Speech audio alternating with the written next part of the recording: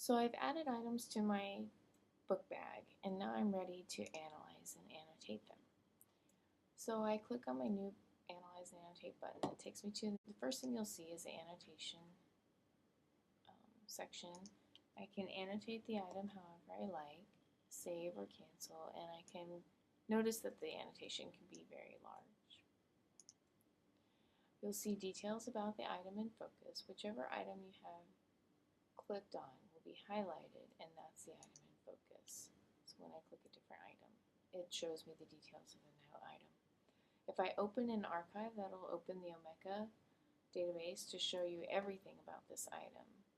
But in this detail window, we show you the categories, tags, subjects, the description, title, date, and location. So I'm going to click on Discovery Code, and notice this folder is also highlighted. I can shift click to highlight another folder, and what that will do is it'll add items to my timeline and to my map. So right now, every item in both of these folders is on my timeline or on my map. If I would like to just look at my theme parks folder alone, I click back on that, and you'll notice the highlight went away on the advertisements. So now my timeline is just the items in my theme parks folder, and also my map is just on my theme parks folder.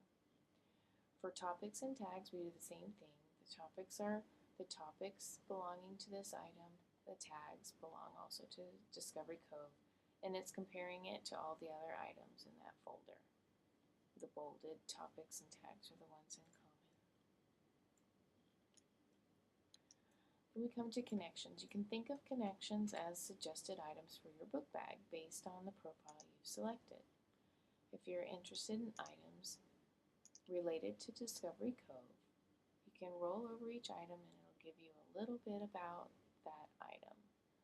So let's say I want to add Discovery Island to my book bag. So I click on it, and it adds it over there to the first book bag that's highlighted.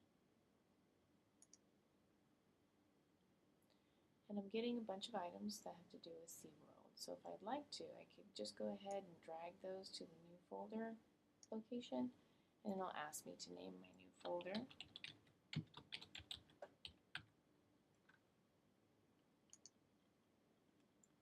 And so now I have a new folder called SeaWorld, and I can go ahead and drag items to that folder as I like.